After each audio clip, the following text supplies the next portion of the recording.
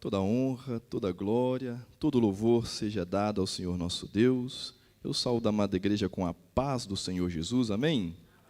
Quantos estão felizes por poder estar na presença de Deus? É maravilhoso nós estarmos na casa de Deus e termos a oportunidade de adorarmos, de bendizermos, de louvarmos ao seu nome. Estou muito feliz por estar conhecendo mais uma igreja, conhecendo mais um povo que está trilhando o mesmo caminho que eu, rumo aos braços de Cristo.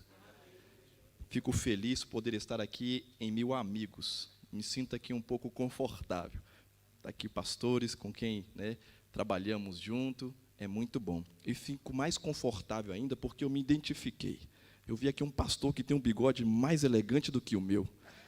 E a Bíblia dele é pentecostal igual a minha. Aleluias!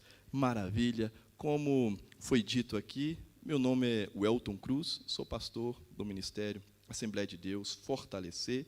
Eu sou o pastor que cultua em uma tenda, no meio do mato, tem lá pouquinhas pessoas, mas por misericórdia e por bondade, nós temos levado a palavra da verdade ao coração e Deus tem operado em vidas naquele ambiente. Minha esposa, a missionária Evelyn, não pôde vir, porque minhas 3 bênçãos, eu sou pai de 3 crianças, o Micael de 9 anos, a Ioná de 6 anos e o Gabrielzinho de 1 ano e meio. Os 3 estão um pouquinho com a garganta inflamada, até eu estou com um pouquinho da garganta meio ruim.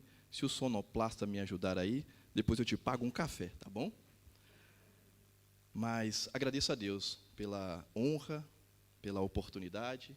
Eu sou um jovem pastor que tem um grande respeito pelo pastor Milton. Pastor Milton é um homem que é exemplar e eu estendo o meu agradecimento a ele, se porventura ele vier a vir. E sem delongas, abra comigo aí, por favor, a sua Bíblia em Atos dos Apóstolos, capítulo de número 1, verso de número 8. Atos dos Apóstolos, capítulo de número 1, verso de número 8.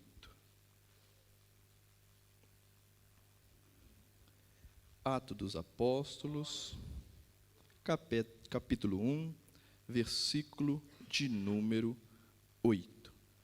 Só os que encontraram, repita comigo cantando: eu já encontrei. Que povo fofo, aleluias. Assim eu fico mais confortável ainda para ministrar a palavra.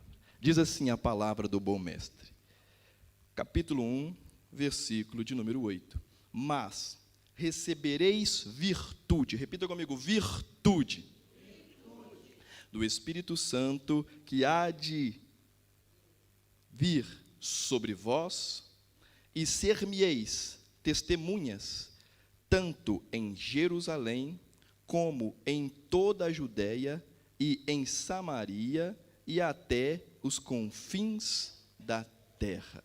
Quero intitular a mensagem dessa noite pelo tema Virtude do Espírito Santo na obra missionária. Amém?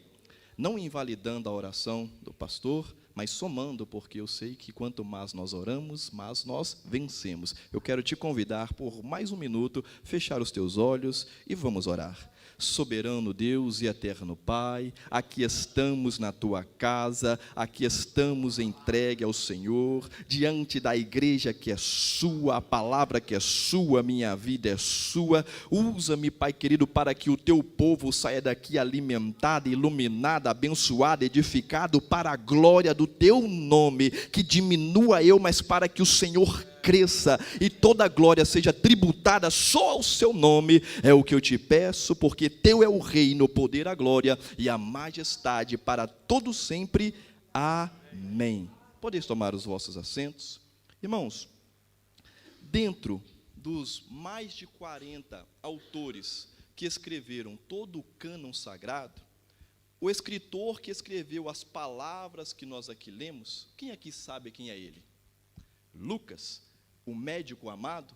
Ele tem uma peculiaridade nas suas características que o distingue de todos os outros escritores. Quem sabe me dizer o que diferencia ele dos outros? É que ele é igual a mim e igual a você. Ele não é um judeu, ele é um gentil. E Deus, ele não depende de nacionalidade para usar. Deus não depende da nação, não importa se você nasceu na África, se você nasceu no Brasil, se você nasceu no Japão, se você nasceu na China, se você é português. Se Deus quiser te dar uma missão, ele vai te capacitar e vai te levar. Lucas, ele é um gentil. Diferentemente de todos os outros escritores, né, que escreveram a Sagrada Escritura num período de mais ou menos 1500 anos, Lucas, ele tem os seus escritos reconhecidos, usados pela igreja. E os escritos de Lucas não foi somente reconhecido pela igreja das primeiras décadas, foi também reconhecido pelos concílios. Por exemplo, o concílio de Nicéia, em 320 e poucos, na época que Constantino foi juntando os livros e formando ali o cânon sagrado, os escritos de Lucas foi reconhecido também pelos demais concílios, tanto quanto pelo concílio de Trento, que foi um concílio que foi feito depois da Reforma Protestante, depois da Igreja Católica ver que precisava se reorganizar. Fizeram um concílio, fizeram uma reunião e, mais uma vez, os escritos de Lucas foram aceitos. Os escritos de Lucas, eles foram divididos em duas partes. E, diferentemente dos evangelhos sinóticos, Mateus e Marcos, Mateus, que escreveu mais direcionado aos judeus, usando as palavras dos profetas para certificar para os judeus novos convertidos que Jesus realmente era o Cristo, profetizado pelos profetas que vieram, diferentemente de Marcos, que inicia o seu evangelho já apresentando a história de João Batista e confirmando, para o povo romano que Jesus é a autoridade soberana sobre a terra. Se você quer entender sobre a autoridade de Cristo e a autoridade que ele delega para mim, para você e para a igreja, leia o evangelho de Lucas. Diferentemente de Mateus e de Marco, o sinótico evangelho de Lucas, ele vem tentando trazer uma organização nos fatos. E Lucas, ele começa a registrar, finalizando um período de silêncio de Deus sobre a terra. Se você abrir a sua Bíblia no meio, dividindo o Velho Testamento e o Novo Testamento, algumas Bíblias vão ter uma página em branco. Só esta página em branco durou mais de 400 anos,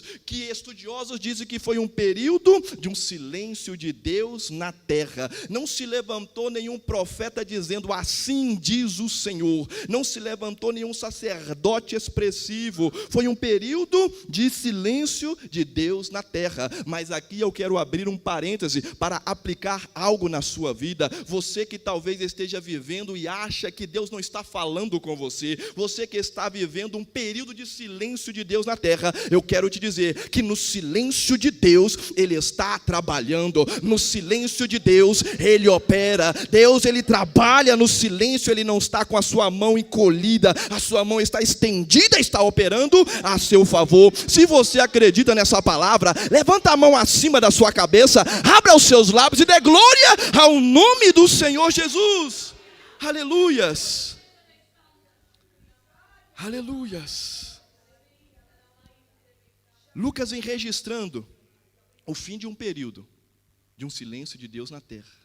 Era como se Lucas estivesse registrando o seguinte: até aqui Deus ficou em silêncio, mas a partir daqui o anjo dele virá e você vai voltar a ouvir a voz do Senhor. Ele começa o seu evangelho no capítulo 1, no versículo 3, dizendo que havia no tempo de Herodes, rei da Judéia, um homem, um sacerdote por nome de Zacarias, da ordem de Abias, cuja mulher era das filhas de Arão, e ambos eram justos. Repita comigo: justos. Mesmo no num período de silêncio, mesmo num período que não ouvia a voz de Deus, esse casal permaneceu sendo justo, correto. Em tempos em que nós vivemos, que nós vemos pessoas que acreditam não estar ouvindo a voz de Deus, e por acreditar não estar ouvindo a voz de Deus, volta para o mundo, volta para a lama, volta a viver uma vida dissoluta. Nós vemos dois sacerdotes que preferiram manter a retidão. E quando Deus, ele tem o desejo de voltar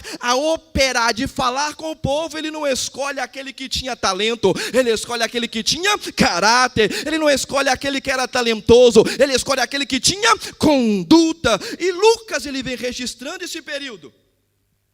O anjo Gabriel se apresentando diante de Zacarias e dizendo: Zacarias, você será pai. Só que Zacarias, durante tanto tempo sem ouvir a voz do Senhor, ele parecia que já não tinha fé, ele não creu. Um anjo falando com ele, ele não creu. E o anjo disse para ele: por que não creste? Eu sou Gabriel, eu assento ali perto do trono de Deus, eu sou Gabriel, porque não ouviste, vais ficar mudo. Aleluias. E Lucas vem registrando o anjo Gabriel chegando até Maria, falando que ela seria a mãe do nosso Senhor Jesus Cristo. Lucas vem registrando depois Jesus com apenas 12 anos, no meio de mestres, ensinando mestres. Eu amo a forma de Deus trabalhar para engrandecer o próprio nome, colocar criança para ensinar mestre. Mas se você for ver, vem dizendo que ele era um menino, mas ele ia crescendo, crescendo na graça, se robustecendo, crescendo na unção. Melhor é ser um menino na mão de Deus, crescendo na mão de Deus, sendo robustecido na mão de Deus, do que um sacerdote sem fé. Se você é alguém que quer que a sua fé seja multiplicada, eu quero aproveitar essa oportunidade, esse gancho, e profetizar na sua vida. Você quer mais fé? Levante a sua mão acima da sua cabeça, deixa eu profetizar sobre a sua vida. Receba nessa noite fé, receba a multiplicação da sua fé, receba a fé na alma, em nome do Senhor Jesus. Lucas, ele vem registrando os acontecimentos, ele vem registrando os feitos de Jesus, as palavras de Jesus, ele vem registrando os milagres de Jesus, ele vem registrando a crucificação, a morte, a ressurreição e a sua ascensão.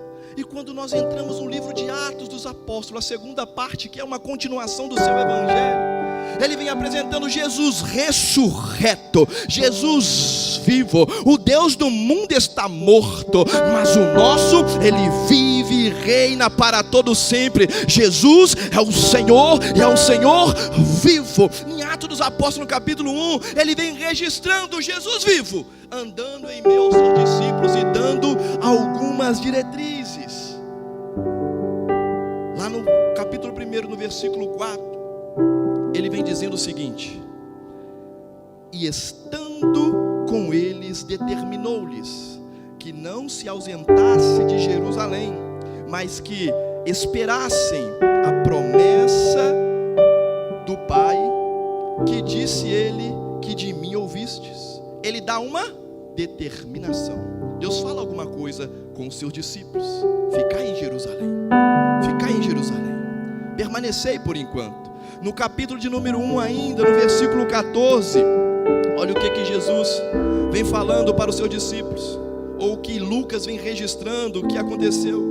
Todos estes perseveravam unânimes em oração, súplica com as mulheres, Maria, mãe de Jesus, e com seus irmãos. E como nós lemos aqui no versículo de número 8 do capítulo 1 de Atos dos Apóstolos, Lucas registra as palavras de Jesus nos dizendo: mas recebereis virtude. Repita comigo: virtude do Espírito Santo. Observa uma coisa: quem é que traz a virtude? É o Espírito. Uma igreja que se move com o intuito de fazer missão é uma igreja que foi impulsionada pelo Espírito. Quando você se levantar para fazer missão, você foi impulsionado pelo Espírito. O Espírito Santo é aquele que impulsiona, o Espírito Santo é aquele que capacita, o Espírito Santo é aquele que nos fortalece, o Espírito Santo é aquele que nos usa, o Espírito Santo é aquele que nos leva, o Espírito Santo é forte, o Espírito Santo é poderoso, o Espírito Santo é maravilhoso. Muitas pessoas eu vejo até mesmo cantando: Senhor, me visita esse culto, visita a minha vida. E eu vejo muitas pessoas que até receberam visitações do Espírito Santo, e quando o Espírito Santo visita, ele não vem de mãos vazias, ele vem trazendo ali dons espirituais. Só que muitas pessoas foram visitadas, receberam dons do Espírito Santo, mas não têm usado o dom para a glória de Deus. Pega o dom do Espírito Santo e vai usar lá no mundo, porque receberam visitações. É tempo da igreja parar de pedir visitação e começar a pedir habitação. Espírito Santo, habita em mim. Espírito Santo, mora comigo. Espírito Santo, habita. Se você quer que o Espírito Santo habite na sua vida, levante as suas mãos acima da sua cabeça e peça: Espírito, habita na casa, habita na mente, habita no coração, habita na palavra. Espírito Santo, alabaracalabraséria, urimanaracalauaséria.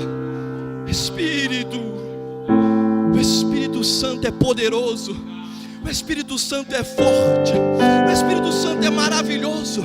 O Espírito Santo, ele estava no início, quando Deus começou a criar as nebulosas, como Deus começou a criar os planetas, os cometas, os asteroides, as estrelas. Lá estava o Espírito Santo. Quando nós lemos lá em Gênesis no capítulo 1, em língua hebraica vem dizendo: Bereshit bara Elohim et Hashamayim et Veris. E no princípio criou Deus o céu e a terra era vazia e sem forma, mas o Espírito, ele pairava sobre a face das águas. Desde o início, o Espírito está na terra. O Espírito está na terra. Quem consegue sentir a presença dele aqui? O Espírito está na terra. Nós vemos no Velho Testamento o Pai operando. Nós vemos Jesus, o Verbo encarnando, e por 33 anos ele fez a sua missão, ele fez a sua obra. Só que o Espírito, ele está conosco desde o princípio. Jesus disse: eu vou, mas não vos deixarei sozinho. Eu mandarei outro Consolador, e ele ficará convosco até o final. Você quer fazer missão? Então peça: Espírito, me enche. Aleluia, aleluias. Jesus está dizendo para os discípulos: mas recebereis virtudes do... É Ele que nos dá a virtude. E você, estudando um pouquinho sobre virtude, essa palavra no hebraico, ela é sharim, que dá o entendimento de alguém que é valoroso, alguém que é fortalecido. A virtude do Espírito Santo te faz ser valoroso. A virtude do Espírito Santo te faz ser forte. Aleluias. Quando nós olhamos no grego, a palavra virtude é arete, que tem o intuito de alguém que é corajoso, alguém que tem coragem de enfrentar as adversidades, alguém que alcança excelência. A virtude do Espírito Santo faz você ter coragem, faz você ter capacitação, faz você enfrentar as adversidades sorrindo, alegre, passando no vale, mas adorando a Deus. A palavra virtude no latim é virtuos, que dá a entender sobre honra. A virtude do Espírito Santo é uma honra, e ela te faz viver num princípio de honra. Faz você honrar os seus pais, faz você honrar sua liderança, faz você honrar seus pastores, faz você honrar a palavra, faz você honrar ao Senhor. A virtude do Espírito Santo, ela te capacita. Aleluias, aleluias. A virtude do Espírito Santo te capacita. Eu quero te perguntar uma coisa: quanto tempo faz que você congrega? Quanto tempo faz que você já não vê jovens, pessoas sendo batizadas pelo Espírito Santo de Deus? mas é um caminho que nós precisamos voltar a ensinar, a instruir, a buscar a plenitude do Espírito Santo habitando em nós. Aí você me pergunta, mas pastor, o que eu faço para viver uma vida com o Espírito Santo habitando em mim? Como nós lemos aqui no capítulo 1, no versículo 4, Jesus disse para os discípulos: ficai em Jerusalém até que recebeis a virtude do Espírito Santo, até que sejam capacitados. Você quer receber o Espírito Santo na sua alma?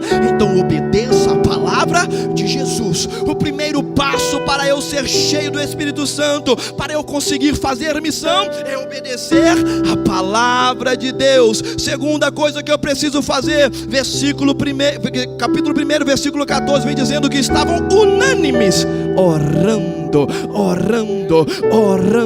Você quer ser cheio, você quer estar com o Espírito Santo habitando em você, então você precisa ter uma vida devocional, de oração ao Senhor, orando.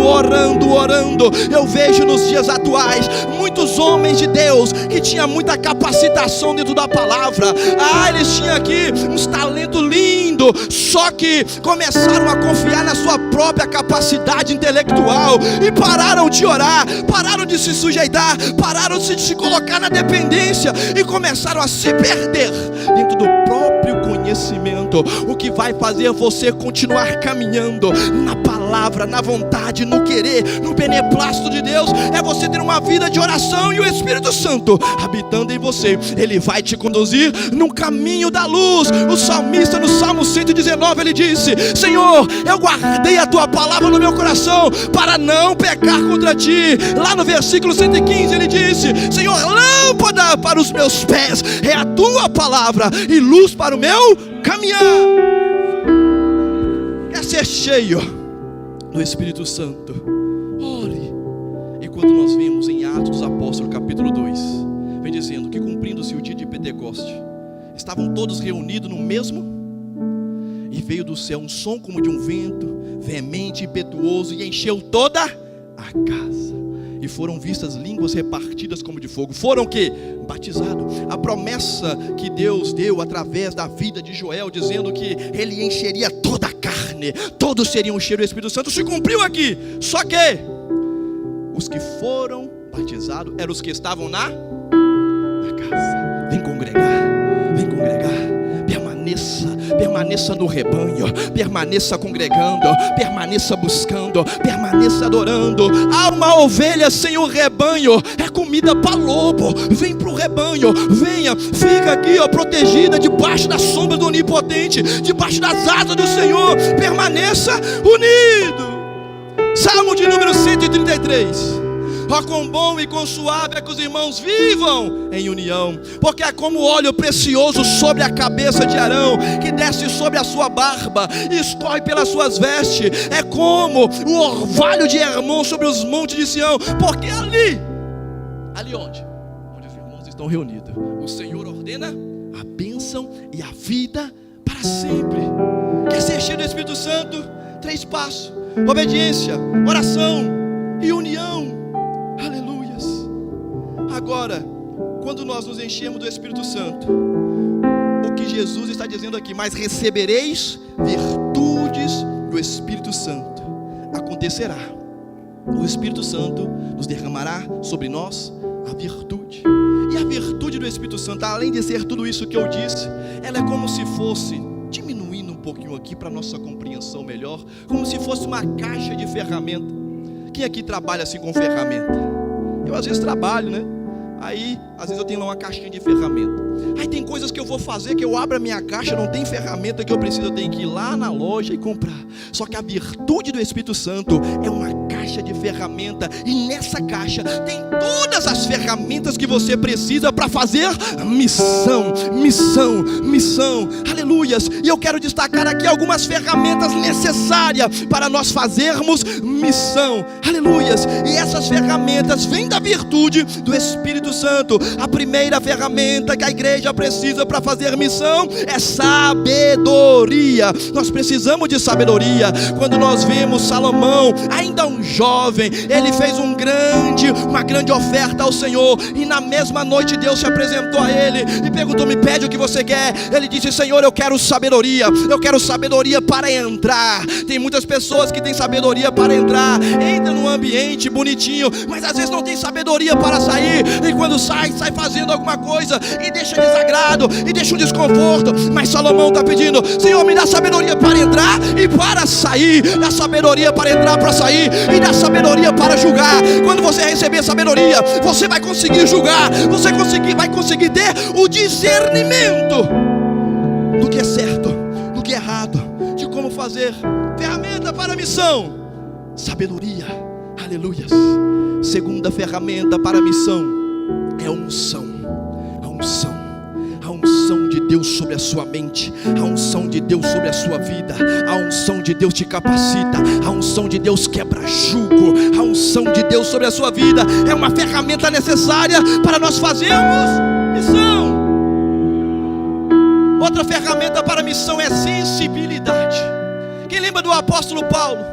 Ele teve um sonho, um varão da Macedônia dizendo: Paulo, atravessa a Macedônia e ajuda. Ele estava sensível para poder ver a necessidade de alguém que apresentou-se a ele em uma visão. Às vezes nós temos pessoas do nosso lado com dificuldade, e às vezes pedindo, gritando e falando: me socorre, e nós não temos sensibilidade de ajudá-los. Mas se você quer fazer missão, sensibilidade espiritual. Aleluias. Ferramentas que a virtude nos dá para podermos fazer missão é a autoridade. A palavra autoridade no grego é a exousia, que é uma permissão, que é uma confirmação, que é um poder, que é um direito legal para poder você agir, operar e dar uma ordem. Como o pastor aqui, ele fez a leitura de Marcos 16, onde está escrito, Jesus dizendo: ide por todo mundo. A missão é ir por todo mundo, pregai o evangelho a toda criatura. Quem crê e for batizado será salvo, quem não crê já está condenado. E em meu nome expulsarão os demônios. Em meu nome, se pegares alguma coisa mortífera, não lhe fará dano algum. Se beberes alguma coisa mortífera, não lhe fará dano algum. A autoridade para fazer missão. Você quer fazer missão? Autoridade. Aleluias. E o que vai te dar essa autoridade? É o Espírito Santo de Deus. E eu não estou falando aqui só de teoria, eu estou falando aqui de algo vivido. Estive eu ano passado, em setembro, lá em Moçambique. Fui sozinho fazer missão. Cheguei lá numa cidade por nome de Xamambala. Demos ali um estudo teológico para os irmãos que estavam lá, o básico, superficial. Depois, fomos almoçar, comi com eles, fizemos lá um grande batismo. Muitas crianças, muitos jovens aceitando Jesus, se batizando, e foi uma coisa maravilhosa. Meu coração estava alegre. Eu pensei: que maravilha! Daqui a pouco eu vou voltando para a igreja para continuar o estudo. Eu olho para um lado, eu vejo lá um feiticeiro, um pembeiro, com um olho parecia de cobra. Eu vou te ser sincero, eu já estive em vários trabalhos espirituais de libertação, vi manifestações demoníacas, mas quando eu olhei para o olho daquele homem, ele balançando a língua que nem uma cobra, o meu estômago deu aquela virada, eu senti aquele friozinho na barriga. Aí eu pensei: Jesus, o que é que eu vou fazer aqui? O homem que estava traduzindo para mim começou a passar mal, queria desmaiar. Eu pensei assim: olha, eu estou aqui em Moçambique, se esse cara vir para cima, eu vou dar-lhe um murro no queixo, que eu quero ver ele caído aí. Só que a autoridade não está no braço, a autoridade está no nome de Jesus. Eu falei: em nome de Jesus, seja repreendido. Ele se curvou, os joelhos. Aleluias. Eu orei por ele. Aí no fim consegui ainda dar um abraço nele. Perguntei para ele: qual é o seu nome, jovem? Ele falou assim: alguém traduziu que eu não entendia, era um dialeto, que era numa região assim distante. Em Moçambique eles falam a língua portuguesa, mas tem lugar que ainda pessoas não falam. Aí traduziu para mim e falou: ele não tem nome. Eu falei: então a partir de hoje o seu nome é João. Toda a aldeia, a partir de hoje, começa a chamar ele de João. E nós começamos a chamar ele de João. A autoridade para fazer missão. A autoridade está no nome de Jesus. Aleluias. E Jesus nos concede essa autoridade para poder irmos, expulsar os demônios, libertar o cativo, trazer luz àquele que está em trevas. Aleluias. Ferramentas que nos traz, que a virtude do Espírito nos traz. Outra ferramenta importantíssima é a resistência. Resistência. Quer fazer missão? resistência, porque todas as forças vão se levantar contra você. O inferno vai se levantar contra você. Primeiro, que missão foi algo que nasceu no coração de Deus. Deus ama as missões. Deus, Ele veio e mandou seu Filho cumprir uma missão. O Espírito Santo, Ele veio e operou e está fazendo a sua missão. Os anjos vêm e fazem a sua missão. Os profetas vieram e fazem a sua missão. A igreja tem uma missão na terra. Nós somos missionários. Missão está no coração de Deus. E o inimigo, ele se levanta. E você precisa ter resistência. A Bíblia diz que aquele que toma a mão do arado e olha para trás, tem vontade de voltar, não é apto para o reino. Você precisa continuar caminhando no meio das adversidades, no meio das lutas, no meio das dificuldades. Vão se levantar contra você. Pessoas vão falar: olha, ele está fazendo isso só para tirar foto, ele quer ficar bonitinho na foto. E você vai ter que resistir. Resiste a calúnia, resiste ali a difamação, resiste. Vão se levantar, vão apontar dedo, vão fazer isso, vão fazer aquilo, mas você precisa resistir. Aleluias. Tiago, capítulo 4, versículo 7. Resistir ao diabo e ele fugirá de vós. Ele vai se levantar contra você e vai ver: esse aqui não para. Quanto mais eu levanto com ele, mais ele ora. Quanto mais eu levanto contra ele, mais ele intensifica a sua oração. Quanto mais eu levanto contra ele, mais ele ganha alma, mais ele está intercedendo, mais ele está trabalhando. Eu vou deixar ele de lado. Resistir ao diabo e ele fugirá de vós. Aleluia. O maior exemplo de missionário que nós temos é Jesus. Jesus não foi frouxo, Jesus não foi fraco, Jesus resistiu. Pegaram Jesus, amarraram Jesus, coroa de espinho na sua cabeça e chicotadas, uma atrás da outra, e Jesus, ele se curvou. E quando eles pensavam: olha, ele vai ficar no chão, ele vai ficar curvado, daqui ele não levanta mais. Lá vem Jesus resistindo, levantando e aguentando aquela surra, por amor de mim e por amor de você. Se Jesus resistiu, não para, resista. Olha para o irmão com muito respeito e carinho e diga para ele: resista. Independente da circunstância, da dificuldade, do deserto, da cova, da luta que você esteja enfrentando, resista. Aleluias. Resistência. Vamos falar ali de um outro missionário, o apóstolo Paulo. Você acha que o apóstolo Paulo não teve que ter resistência? O apóstolo Paulo, os próprios apóstolos o julgaram como que ele não fosse apóstolo. Ele teve que se defender dos próprios irmãos. O lugar que ele ia, ele apanhava. O lugar que ele ia, era esbofeteado. O lugar que ele ia, ele era preso, ele era ferido, mas ele resistiu. E depois ele disse: olha, eu combati o bom combate, eu acabei a carreira e eu guardei a... Você vai guardar a fé? Você vai guardar a fé? Levanta suas mãos para cima. Eu quero profetizar na sua vida. Você vai resistir. Você vai resistir. Você vai resistir até o fim. Você vai receber fé. Você vai guardar a tua fé. Você vai terminar esse combate. Você vai terminar essa batalha resistindo com fé. Aleluias. Aleluias. Deus quer te usar como missionário. Agora, com carinho, dá aquele sorriso 15 para as 3 para o irmão que está do seu lado. Diga para ele: Deus quer te usar como missionário. Só que você precisa resistir.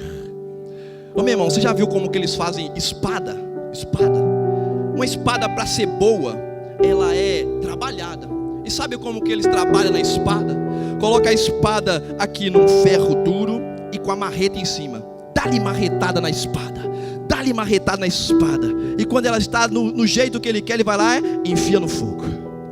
Você quer ser missionário na mão de Deus? Se prepare para ser espada afiada na mão de Deus. Mas vai ter que suportar as marretadas, vai ter que suportar o fogo, vai ter que suportar as lutas, vai ter que suportar, aleluias, virtude do Espírito Santo na obra missionária. Ele vai te dar as ferramentas necessárias no momento necessário. Olha para aquela imagem ali, ó. Quando o Espírito Santo vem sobre nós, ele vem assim, ó, na humildade, na simplicidade de uma pomba. Jesus disse: Olha, eu queria vos falar muitas coisas, mas vocês ainda não suportam. Mas quando o Espírito da verdade vier, Ele vos revelará toda a palavra. O Espírito Santo vem mansinho, te revela a palavra, mas depois Ele incendeia seu coração para você fazer missão, para você ter testemunha, para você ser testemunha e testificar de Cristo. Como nós lemos aqui no capítulo 1, no versículo 8: mas recebereis virtudes do Espírito Santo, e há de vir sobre vós, e sereis minhas testemunhas. Testemunha, aquele que testifica, aquele que não tem vergonha. Eu tive um dia com um pastor, fui ali no trabalho dele e falou assim: olha, mas aqui não me chama de pastor, não. Eu falei: o quê? Você tem vergonha? Tem vergonha de ser chamado? Foi aí que eu chamei: ô pastor, Pai do Senhor. Nós não podemos nos envergonhar do Evangelho, nós não podemos nos envergonhar da Bíblia. Nós somos testemunhas de Cristo, nós somos cristãos, pequenos cristos. As pessoas têm que olhar para nós e ver Cristo em nós, Cristo nas nossas ações, Cristo nas nossas vidas. Tem um grande sábio que disse: pregue, se necessário for, use palavras. Nós somos a Bíblia que o mundo prega, nós somos as testemunhas, e Jesus está dizendo: mas recebereis virtude e sereis minhas testemunhas. Olha o que ele vem dizendo aqui, ó. Primeiro, em Jerusalém. Observa uma coisa: eu quero fazer missão porque eu quero mudar o mundo, eu quero fazer o mundo melhor. Mas para eu mudar o mundo, a primeira coisa que eu preciso mudar é a minha mente. Sou eu mesmo. Eu preciso, o apóstolo Paulo disse, né? Transformai-vos pela renovação do vosso entendimento. Quando o Espírito de Deus vier sobre a minha vida, eu me transformo. Ele me aperfeiçoa, me coloca nesse processo de santificação, de aperfeiçoamento. Aí eu começo a fazer missão. Só que primeiro, eu não vou para a China, eu começo em Jerusalém. Às vezes o meu vizinho, às vezes dentro da minha casa, aqui ó, começo pequeno. Primeiro em Jerusalém, depois na Judeia, eu vou ampliando até depois Samaria e os confins da terra. Eu quero te convidar a se colocar sobre os seus pés. Eu quero orar pela sua vida, para que você se sinta inspirado para buscar as virtudes do Espírito Santo. Viver uma vida cheia do Espírito Santo, viver uma vida onde o Espírito Santo vem te capacitando, vem envolvendo no seu coração, vem te aperfeiçoando para que você seja um verdadeiro missionário, fazendo missão na sua casa, no seu bairro, na sua cidade, na sua região, no seu país, no seu continente e até os confins dessa terra. Fecha os teus olhos, levante as duas mãos para cima. Espírito de Deus, a obra é sua, a casa é sua, a palavra é sua, para que toda a glória seja sua. Opera conforme a tua vontade, mas não permita que nenhum dos meus irmãos saia daqui sem sentir, Pai querido, o coração pegando fogo. Sopra aquele vento, Senhor, que reacende a brasa, sopra aquele vento que reanima, sopra aquele vento, ó Deus querido, que restitui, que restaura, que renova. Vai renovando, recebe aí, recebe renovo, recebe renovo, recebe renovo, recebe renovo, recebe renovo. Se um dia você falou em línguas estranhas, volte a falar hoje. Recebe renovo, recebe renovo, recebe renovo. Vai sendo edificado, recebe vida e unção e virtude para a glória do nome do Senhor Jesus. Eu agradeço a oportunidade em nome de Jesus.